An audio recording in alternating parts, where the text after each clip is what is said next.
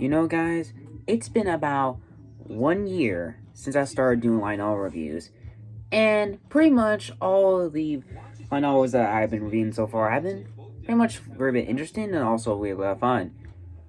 And Louis announced that I am now officially doing my 10th light novel review, and to reveal this, do this little special 10 light novel review. Well, continuing one series, of course. But I want to make this one a little bit of a special one.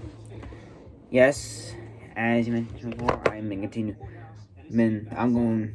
This review is going to be on the series that got me started doing 9-hour reviews. That is none other than Date A Live.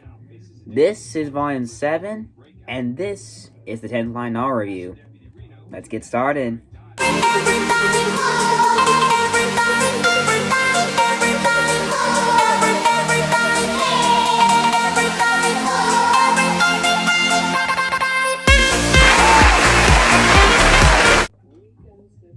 So yeah, this is volume 7 of the Javier, which is known as Truth Miku, and it's kind of been a really crazy story, to be precise.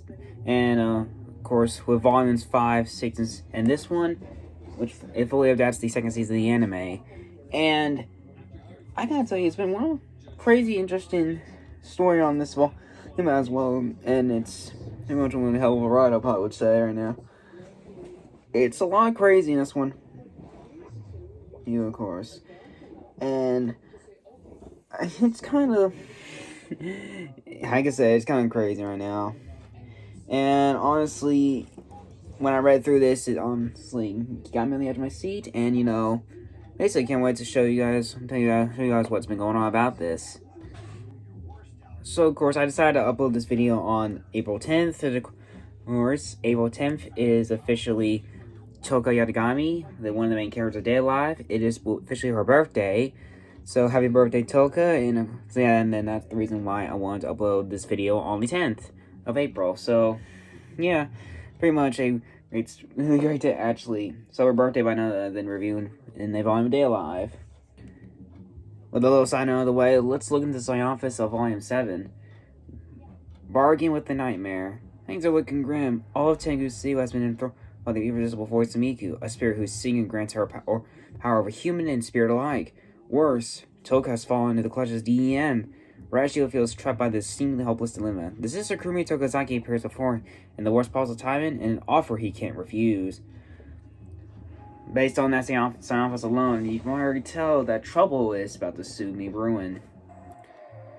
So yeah, this basically had me on the edge of my seat, with Toka officially being captured by DEM, and how Shido got to the story. Hadn't had to have the help of Kurumi Tokozaki to get the DEM's headquarters in Japan, and eventually find a way to her, and also she'd also have the help with Miku, who basically wanted Toka to add Toka to her collection, and it unfortunately got it to the point. And around the ending of this, we get this form of Toka right here for the very first time. This is none other than her inverse form, and it pretty much is a very much shocker to see her in this form, which basically is a more aggressive form of a spirit than before. I was kind of surprised when I saw this on the anime as well, and also reading this. And of course, she was driven over the edge. Her memory was driven over the edge over the fact that she almost died, and basically that caused her to snap and basically let this form unearthed. And luckily, Shido was able to save her and not get her back to her senses, and basically hopes that nothing like this will ever happen again. And honestly, the whole volume actually ends off in a very happy ending. And the build-up toward this is honestly very crazy, and of course, the illustration I'm about to show you will probably leave you in quite of a shock.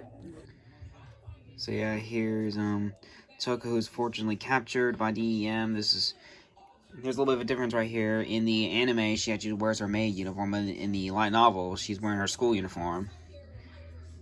I hate that she's trapped like this. It's very, very sad to see her in this situation that she's in right now. And of course, Kurumi becomes a huge factor in this fall right here. And this is her with all her multiple clones, basically trying to help Shido, you know, get the DM and also stop on any spirits, as well as any DM bad guys, if I would say, DM wizards as they call it, in their way. Still as iconic as ever. Also, forgot to mention this volume, Izuo also shared its little backstory. We have to let you look at more backstory on how she became where she was today. And basically, starting off in the island industry, but unfortunately losing her voice after a conspiracy was made against her, and basically had threats of suicide, but then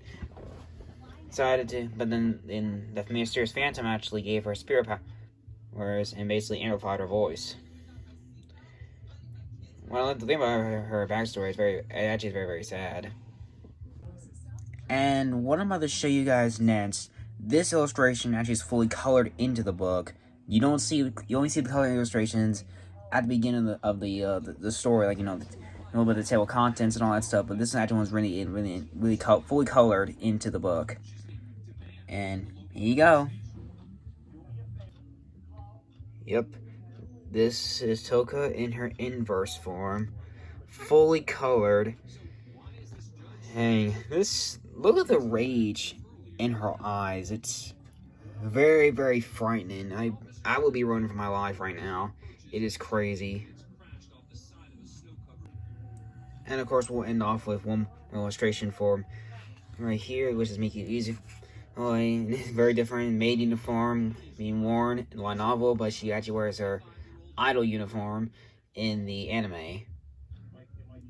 Luckily, Shido helped her regain her confidence, and of course, Shido ended up becomes her biggest fan. And, well, look at she can be happy with, and basically not try to, you know, mind control everyone. She actually can love all her fans the way she actually needs to love them. Like, you know, that's how you need to treat every human right there. Love the smile on her face. So, not only gonna show new characters on here because, you know, the series did not really, this volume did not really introduce any new characters. I will probably mention that this is the inverse form of Toka right here. So basically, you may consider a new character, because I heard like a lot of people later on the story called her even in the before the anime, but if it was like a little bit of a spoiler, no, they call her Toka's inverse form Tenka, and that name has never even mentioned until like the later parts of the story. But that was a little bit of a spoiler warning right there. So hopefully, if you are still new to the live, I highly apologize for that. Though I never really get spoilers out for any of these things, but you know, just to let you know, that's the only thing. That's the only character I can mention on this part right here. So yeah, it's a very, very, very, very crazy volume right here, and really crazy way to end off this little part, this little final volume, and head into the second season. Basically, end off this little arc with this little interaction with DEM. It's probably gonna get a little worse heading into the story going forward, or in that story with the next volumes I read. But yeah, honestly, it's a very good read though. And what I'll rate this volume, I'll probably go a little higher. Actually, give this volume a 9.5 out of 10. I definitely love this volume. Hopefully, I can and I'll probably try to read it once again. And you know, it is very, very interesting. So yeah, 9.5 out of 10 for this volume. And that concludes my 10th line novel review. And I want to thank everyone for joining me, for being with me on these line novel reviews for over the past year. And yes, there'll be many more of these line novel reviews to come. When will they be? No, only time will tell, and you have to wait and see. And this is about wrapping things up for today's video right here, you guys. If you guys enjoyed this video, give it a like. If you have something to say about this video, give it a comment. Don't forget to subscribe and hit the notification bell for future videos like this. And I hope you guys have a great day and great evening, wherever time zone may be. And as always, I will see you guys again in the very next video. As always, I'm our As04, saying peace out.